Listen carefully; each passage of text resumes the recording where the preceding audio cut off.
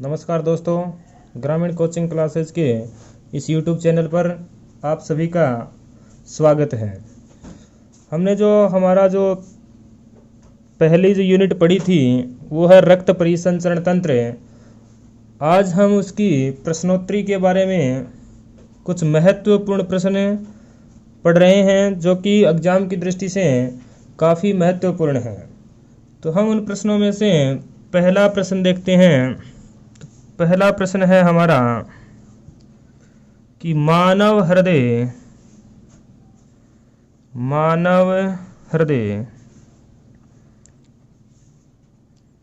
कब आराम करता है? मानव हृदय कब आराम करता है? मानव हृदय कब आराम करता है? इसके ऑप्शन हैं। पहला ऑप्शन है सोते समय।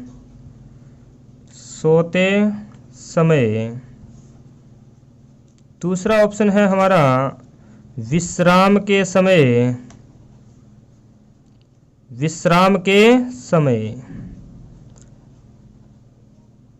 तीसरा हमारा ऑप्शन है दो धड़कनों के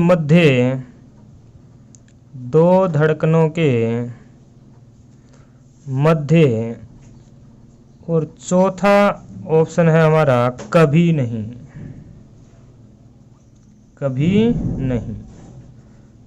तो मानव का हृदय कब आराम करता है? तो सोते समय, विश्राम के समय, दो धड़कनों के मध्य या कभी नहीं। तो इसका आंसर होगा कि मानव का हृदय दो धड़कनों के मध्य थोड़ा विश्राम करता है।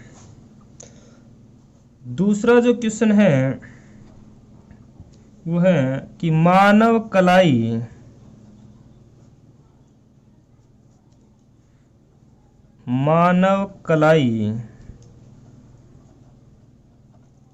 में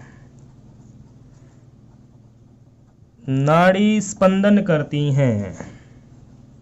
मानव कलाई में नाड़ी स्पंदन करती हैं। कि मानव की कलाई में जो नाड़ियां होती हैं वो स्पंदन करती हैं। पहला ऑप्शन है हृदय गति से अधिक। दूसरा हृदय गति से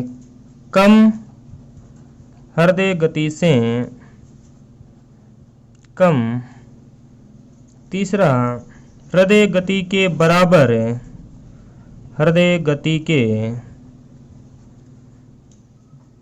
बराबर। और चौथा ऑप्शन है हृदय से स्वतंत्र गति।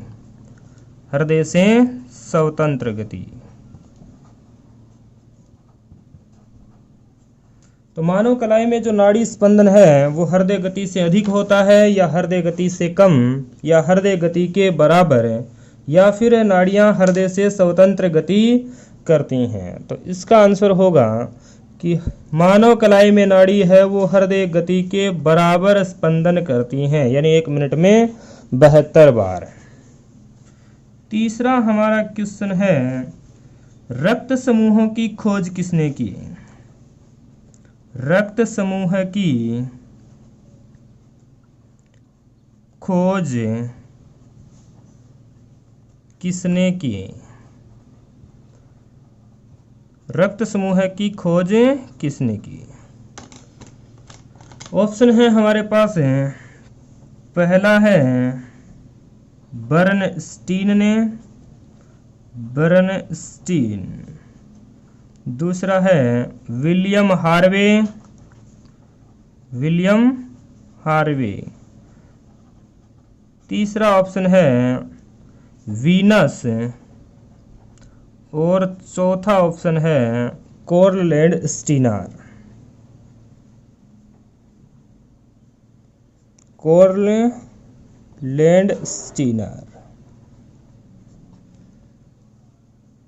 तो रक्त समूह की खोज किसने की? बर्नस्टीन ने, विलियम हार्वे ने, वीनस ने या फिर कोरलैंड स्टीनर। तो रक्त समूह की खोज करने वाले वैज्ञानिक हैं कोरलैंड स्टीनर, जबकि बर्नस्टीन नामक वैज्ञानिक ने हमें बताया है रक्त की वंशानुगति के बारे में। रक्त की वंशानुगति। जबकि विलियम हार्वे ने रक्त के परिसंचरण की खोज की। रक्त के परिसंचरण की। जबकि वीनस और कोरलैंड स्टीनर ने RH कारक को खोजा था। तो इसका सही आंसर होगा कोरलैंड स्टीनर। तो रक्त समूह की खोज करने वाले वैज्ञानिक हैं कोरलैंड स्टीनर। चौथा जो हमारा प्रश्न है वो है, यदि एक पिता का रक्त वर्ग, यदि एक पिता का रक्त वर्ग B है और माता का रक्त वर्ग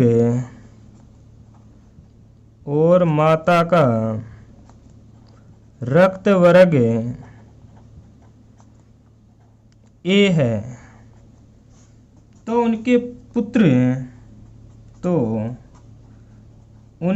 पुत्र निम्न में से कौन से रक्त समूह के होंगे? निम्न में से कौन से रक्त वर्ग के होंगे?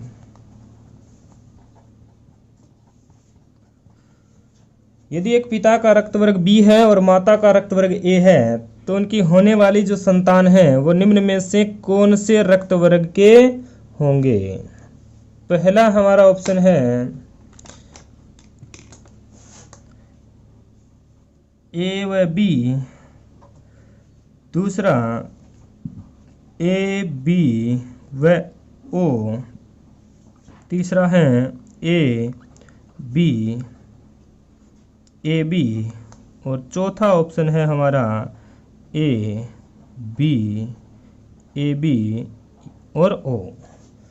तो यदि एक पिता का रक्त वर्ग B है और माता का रक्त वर्ग A है, तो उनके होने वाली जो संतान है वो निम्न में से किस वर्ग की होंगी?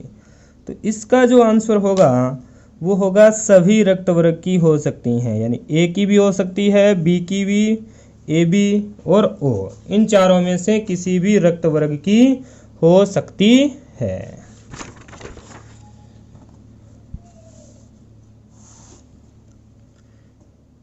पिता का रक्त वर्ग था B और माता का रक्त वर्ग था A, तो इसके हम जीन जब लिखें तो IBIO, उसी प्रकार माता के IA और IO। IAIB, दूसरा होगा IBIO, तीसरा होगा IAIO और चौथे होंगे IO और IO। यानी AB वर्ग, B वर्ग, A वर्ग या फिर O वर्ग। तो चारों में से किसी भी वर्ग की संतानें उससे उत्पन्न हो सकती हैं। क्वेश्चन नंबर 5 की देखें तो क्वेश्चन नंबर 5 हमारा है, निम्न में से कौन सा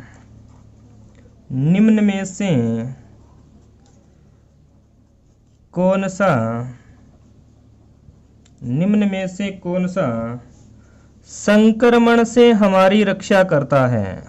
निम्न में से कौन सा संक्रमण से हमारी रक्षा करता है?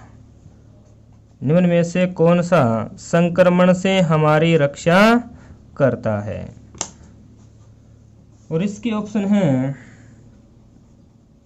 RBC, दूसरा है WBC, तीसरा है प्लाज्मा और चौथा है प्लेटलेट्स। प्लेटलेट्स। तो संक्रमण से रक्षा करने के लिए हमारे शरीर में उपस्थित होती हैं WBC यानी व्हाइट ब्लड कॉर्पसेल्स, श्वेत रक्त कणिकाएं। तो इसका आंसर हो जाएगा 2 नंबर है यानी WBC। RBC O2 व CO2 का परिवहन करती है, वहीं प्लाज्मा रक्त का तरल भाग है, जबकि प्लेटलेट्स रक्त का बनाती हैं थक्का। ये बनाती हैं रक्त का थक्का, जबकि RBC जो हैं वो O2 व CO2 का परिवहन करती हैं, जबकि WBC हमारे शरीर में संक्रमण से हमारी रक्षा करती है, इसलिए शरीर के सैनिक कहलाती है। तो इसका आंसर हो जाएगा WBC। नेक्स्ट जो क्वेश्चन है, क्वेश्चन नंबर 6, वो है हमारा प्रतिरक्षा का सर्वाधिक संबंध है। प्रतिरक्षा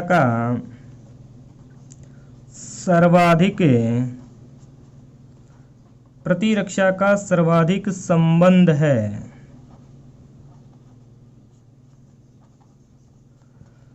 प्रतिरक्षा का सर्वाधिक संबंध है। पहला ऑप्शन है लिम्फोसाइट। लिम्फोसाइट। दूसरा हमारा ऑप्शन है मोनोसाइट। मोनोसाइट। थर्ड जो ऑप्शन है वो है RBC और फोर्थ ऑप्शन है थ्रोम्बोसाइट। थ्रोम्बोसाइट। तो प्रतिरक्षा का सर्वाधिक संबंध इन चारों में से किसका है? तो प्रतिरक्षा का सर्वाधिक जो संबंध है वो है लिम्फोसाइट से। तो इसका आंसर हो जाएगा लिम्फोसाइट।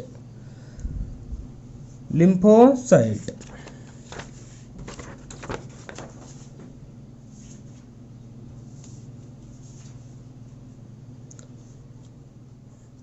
जिस प्रकार से हमने देखा था कि WBC हैं वो 2 प्रकार की होती हैं, ग्रेनुलोसाइट और एग्रेनुलोसाइट।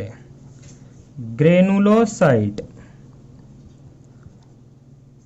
और एग्रेनुलोसाइट, कणिका युक्त और कणिका विहीन। एग्रेनुलोसाइट। ग्रेनुलोसाइट में बेसोफिल,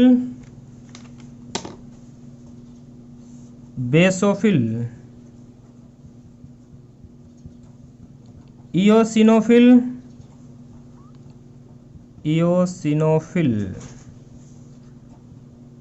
और तीसरी थी न्यूट्रोफिल।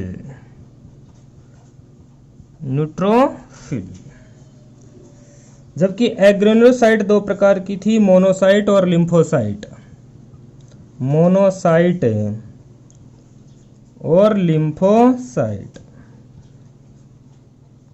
मोनोसाइट और लिम्फोसाइट। बेसोफिल संख्या में होती हैं सबसे कम, जबकि न्यूट्रोफिल होती हैं ज़्यादा और मोनोसाइट होती हैं सबसे बड़ी और लिम्फोसाइट होती हैं छोटी। लेकिन लिम्फोसाइट जो है वो शरीर में प्राथमिक भक्षकाणु का कार्य करती हैं। प्राथमिक भक्षकाणु का कार्य करती है, इसलिए यह शरीर की अपमार्जक कहलाती हैं और सर्वाधिक संबंध जो होता है वो लिम्फोसाइट से होता है हमारी प्रतिरक्षा का। तो प्रतिरक्षा का सर्वाधिक संबंध होगा लिम्फोसाइट से। नेक्स्ट जो क्वेश्चन है, क्वेश्चन नंबर 7 क्वेश्चन नंबर 7 वो हमारा है कि एक व्यक्ति सड़क दुर्घटना में घायल होता है। एक व्यक्ति सड़क दुर्घटना में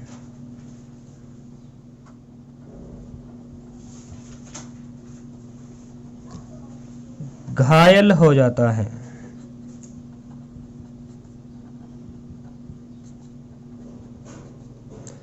उसे तुरंत रक्त की आवश्यकता है। तुरंत रक्त की आवश्यकता है, तुरंत रक्त की आवश्यकता है। और रक्त समूह की जांच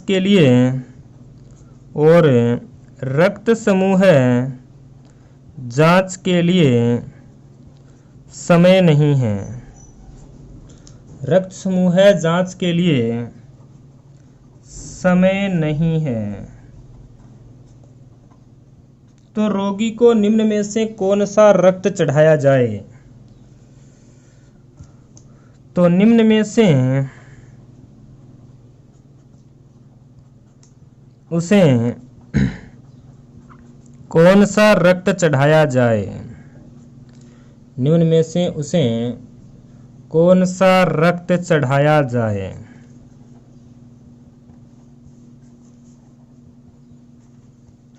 निम्न में से उसे कौन सा रक्त चढ़ाया जाए?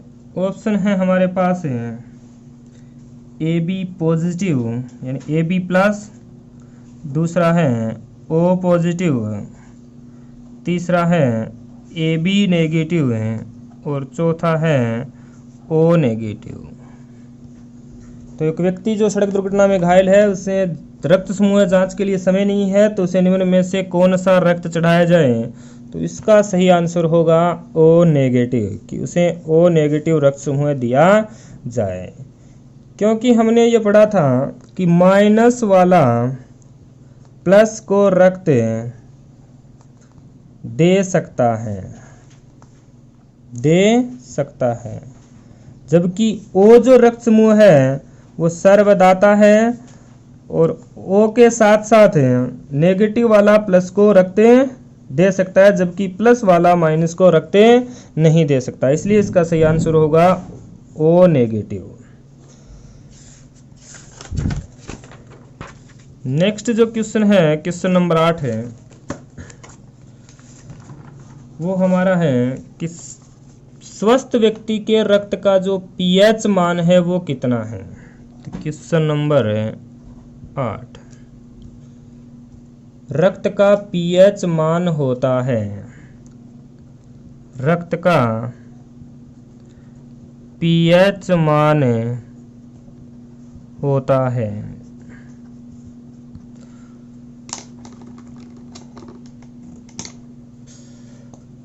पहला ऑप्शन है 6.4 है, दूसरा हमारा जो ऑप्शन है वो है 7.4 है, तीसरा है 8.2 और चौथा है 5.5। तो रक्त का pH मान होता है, तो सामान्य व्यक्ति में रक्त का pH मान होता है 7.4। तो इसका सही आंसर हो जाएगा 7.4। नेक्स्ट क्वेश्चन, AB रक्त समूह है, AB रक्त समूह को सार्वत्रिक ग्राही रक्त समूह कहा जाता है, सार्वत्रिक ग्राही रक्त समूह कहा जाता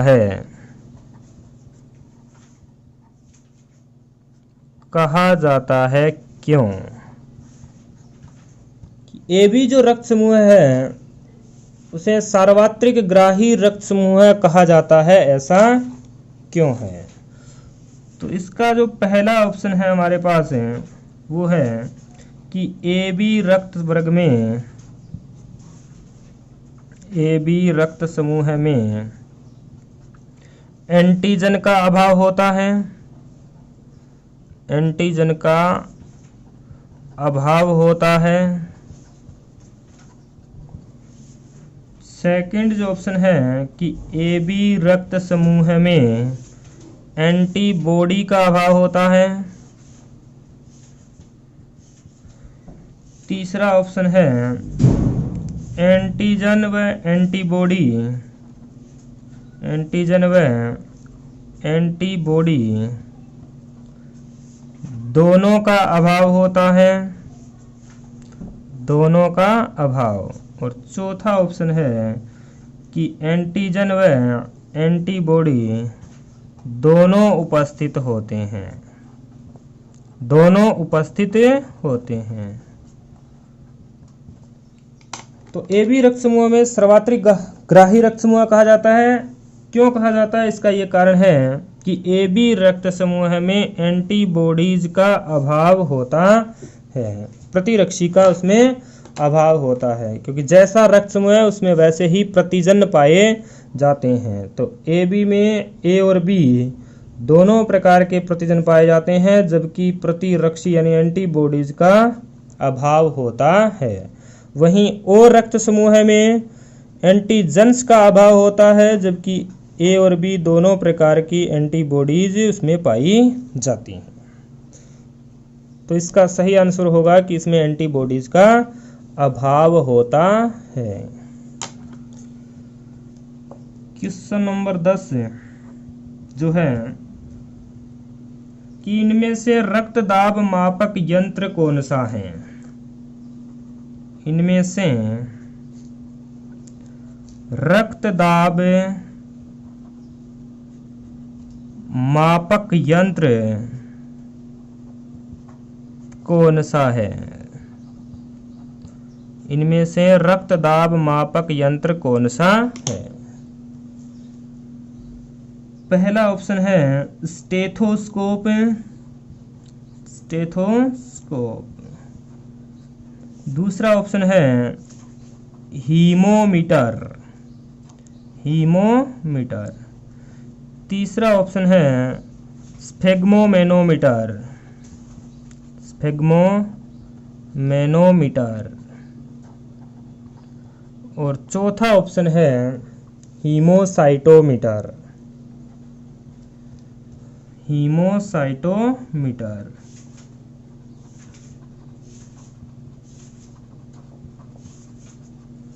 तो रक्त दाब मापक यंत्र है स्फेग्मोमेनोमीटर।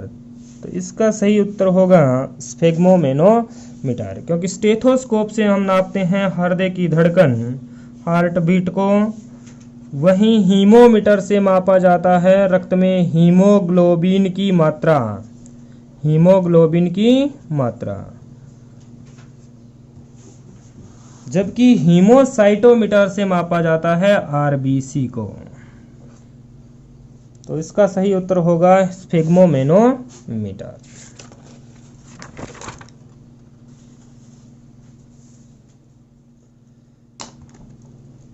नेक्स्ट जो क्वेश्चन है वो है हमारा कि शरीर में हीमोग्लोबिन का कार्य है, शरीर में HB का कार्य है। शरीर में हीमोग्लोबिन का कार्य है। पहला ऑप्शन है CO2 का परिवहन, CO2 का परिवहन। दूसरा है O2 का परिवहन, O2 का परिवहन।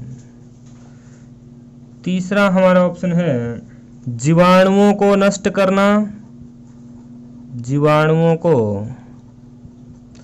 नष्ट करना।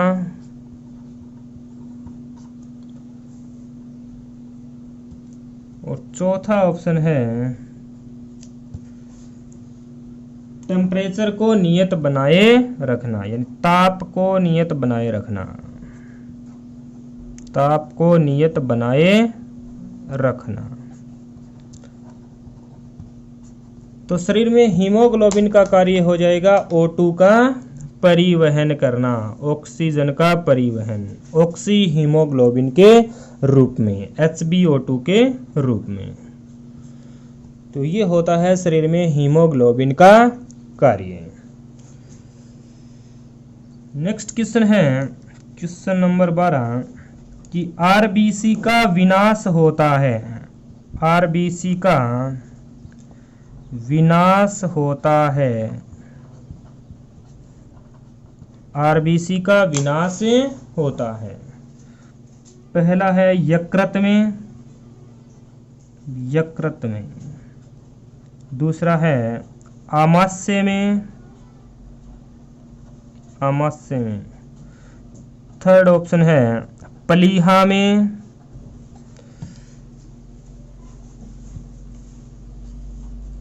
प्लीहा में, और फोर्थ ऑप्शन है लसिका ग्रंथियों में, लसिका ग्रंथियों में।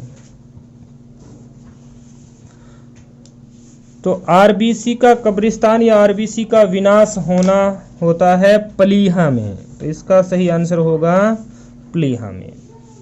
कि 120 दिन आरबीसी का जीवन काल होता है, 120 दिन के बाद आरबीसी नष्ट हो जाती हैं प्लीहा में, या इसे स्प्लेन भी कहते हैं, स्प्लेन या तिल्ली में जाकर ये नष्ट हो जाती हैं। तो आरबीसी का विनाश होता है प्लीहा में। नेक्स्ट क्वेश्चन है हमारा कि रक्त कणिकाओं का संख्या के आधार पर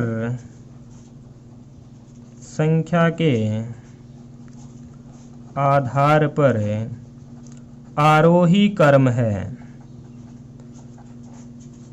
आरोही क्रम है।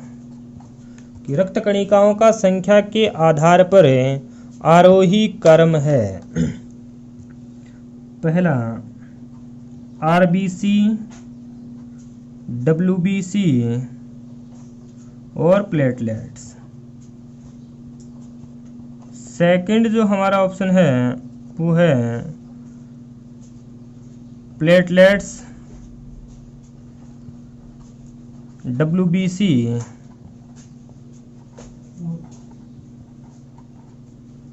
और आरबीसी। थर्ड जो हमारा ऑप्शन है वो है डब्ल्यूबीसी, प्लेटलेट्स और आरबीसी। जबकि फोर्थ ऑप्शन है डब्ल्यूबीसी, प्लेटलेट्स और आरबीसी। तो रक्त में पाई जाने वाली संख्या के आधार पर रक्त कणिकाओं का जो क्रम होगा, आरोही क्रम, वो होता है कि सबसे ज़्यादा होती हैं आरबीसी 4.5 से 5 लाख के मध्य, फिर प्लेटलेट्स 1.5 लाख से 4.5 लाख के मध्य, और फिर डब्ल्यूबीसी 6,000 से 11,000 के मध्य। तो रक्त कणिकाओं में संख्या के आधार पर आरोही क्रम है, डब्ल्यूबीसी सबसे कम, फिर प्लेटलेट्स और सबसे अधिक होती हैं आरबीसी।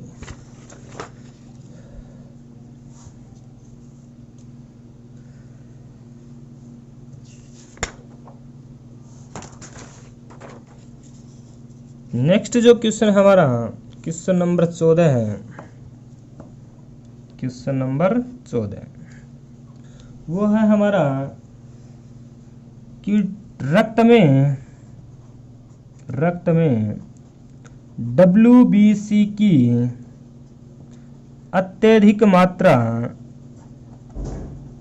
रक्त में डब्ल्यूबीसी की अत्यधिक मात्रा रोग विज्ञान की भाषा में क्या कहलाती है? रोग विज्ञान की भाषा में क्या कहलाती है? रक्त में डब्ल्यूबीसी की अत्यधिक मात्रा रोग विज्ञान की भाषा में क्या कहलाती है? पहला ऑप्शन है एनीमिया,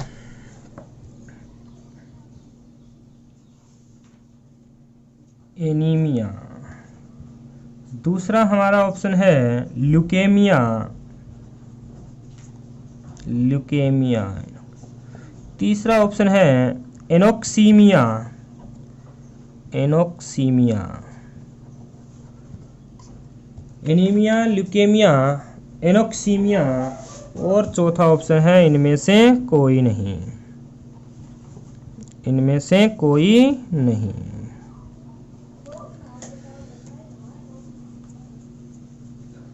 तो रक्त में डब्ल्यूबीसी की अत्यधिक मात्रा रोग विज्ञान की भाषा में कहलाती है ल्यूकेमिया। तो डब्ल्यूबीसी का संख्या से अधिक होना कहलाता है ल्यूकेमिया। ल्यूकेमिया यानी रक्त का कैंसर, रक्त कैंसर। नेक्स्ट जो क्वेश्चन है हमारा वो है कि रक्त होता है, रक्त होता है। पहला ऑप्शन है एक संयोजी उत्तक, एक संयोजी उत्तक। दूसरा ऑप्शन है उपकलित उत्तक, उपकलित उत्तक। तीसरा है पेशी उत्तक, पेशी उत्तक। और चौथा है उपरोक्त सभी, उपरोक्त सभी। तो रक्त एक प्रकार से होता है एक संयोजी उत्तक, उपकलित उत्तक या पेशी उत्तक या फिर उपरोक्त सभी। तो रक्त होता है एक तरल संयोजी उत्तक। तो इसका आंसर होगा एक संयोजी उत्तक होता है। क्वेश्चन नंबर जो हमारा नेक्स्ट है, क्वेश्चन नंबर 16 यानी 16 है, वो है कि जब रक्त में O2 की सांद्रता, O2 की सांद्रता में कमी आ जाती है, जब रक्त में O2 की सांद्रता में कमी आ जाती है तो श्वास की गति, तो श्वास की गति पहला ऑप्शन है कम हो जाती है,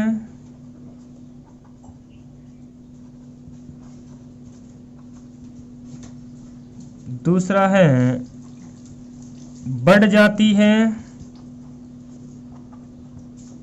तीसरा हमारा ऑप्शन है परिवर्तित नहीं होती, परिवर्तित नहीं होती। और चौथा ऑप्शन है कि पहले घटती है फिर बढ़ती है, पहले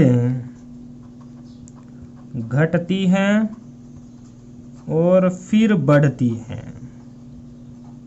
पहले घटती और फिर बढ़ती है।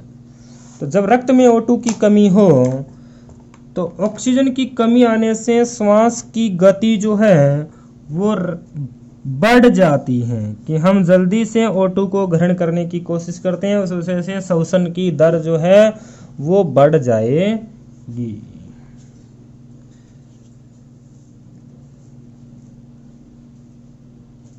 नेक्स्ट हमारा क्वेश्चन है, क्वेश्चन नंबर 17 है, वो है कि रक्त होता है, रक्त होता है। पहला ऑप्शन है अम्लीय, दूसरा ऑप्शन है क्षारीय, तीसरा ऑप्शन है उदासीन और चौथा है उपरोक्त सभी, उपरोक्त सभी। तो मानव का जो रक्त है वो उसका पीएच मान होता है 7.4 है, और 7.4 का मतलब है रक्त का जो होता है वो हल्का क्षारीय होता है। तो इसका आंसर होगा क्षारीय। तो रक्त का माध्यम होता है क्षारीय।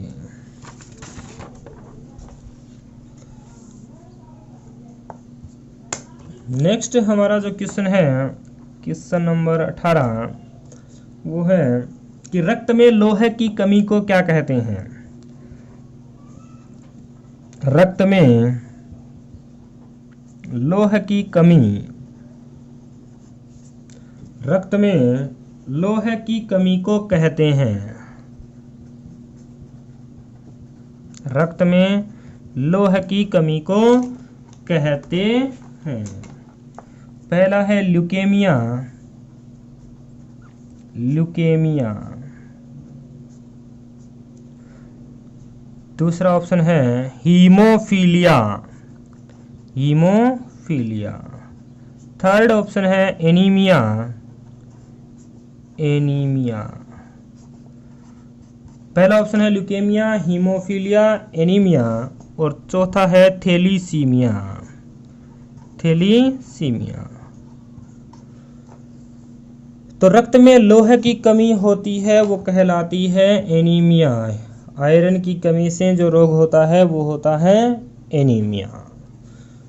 नेक्स्ट जो क्वेश्चन है, क्वेश्चन नंबर 19, वो हमारा है आरबीसी का जीवन काल होता है, आरबीसी का जीवन काल होता है। पहला ऑप्शन है 80 दिन, दूसरा ऑप्शन है 100 दिन, थर्ड ऑप्शन है 120 दिन, चौथा ऑप्शन है 5 से 10 दिन। तो आरबीसी का जो जीवन काल होता है वो होता है 120 दिन, और 120 दिन के बाद ये प्लीहा में जाकर क्या हो जाती हैं, नष्ट हो जाती हैं। नेक्स्ट प्रश्न, क्वेश्चन नंबर 20, वो हमारा है कि मानव हृदय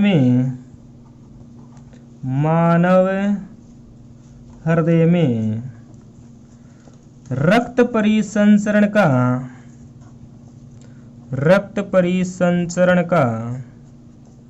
सही क्रम है, सही क्रम है। मानव हृदय में रक्त परिसंचरण का सही क्रम है। पहला ऑप्शन है बायां आलिंद, बायां आलिंद से फिर बायां नीले, बायां नीले से फिर प्लूमेनोरी धमनी, प्लूमेनोरी धमनी, प्लूमेनोरी धमनी से फेफड़े, फेफड़ों से प्लूमेनोरी सीरा, प्लूमेनोरी सीरा, फिर दायां आलिंद, दायां आलिंद, और फिर दायां नीले, दायां नीले। दूसरा हमारा जो ऑप्शन है वो है दायां आलिंद, दायां आलिंद से दायां नीले, दायां आलिंद से दायां नीले,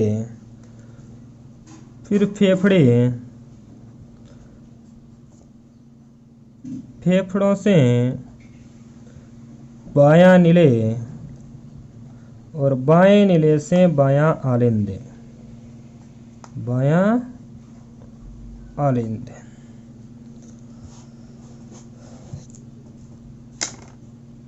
थर्ड जो हमारा ऑप्शन है वो है दायां आलिंद से दायां नीले, और दाएं नीले से प्लूमेनोरी धमनी, प्लूमेनोरी धमनी से फेफड़े, और फेफड़ों से प्लूमेनोरी सीरा, प्लूमेनोरी सीरा, और प्लूमेनोरी सीरा से बायां आलिंद, और बायां आलिंद से बायां नीले, बायां नीले, और चौथा ऑप्शन है इनमें से कोई नहीं, इनमें से कोई नहीं। तो मानव हृदय में रक्त परिसंचरण का सही क्रम जो है वो हमारा होगा कि सर्वप्रथम महाशिरा के द्वारा रक्त आता है दाएं आलिंद में, दाएं आलिंद से जाता है दाएं नीले में, और दाएं नीले से जाता है प्लूमेनोरी धमनी के द्वारा फेफड़ों में, और फेफड़ों में शुद्ध होने के बाद प्लूमेनोरी सीरा से पहुंचता है बाएं आलिंद में, और बाएं आलिंद से आता है बाएं नीले में, और फिर महाधमनियों के द्वारा संपूर्ण शरीर में रक्त का परिसंचरण होता है। तो इसका आंसर हो जाएगा तीसरा। तो धन्यवाद।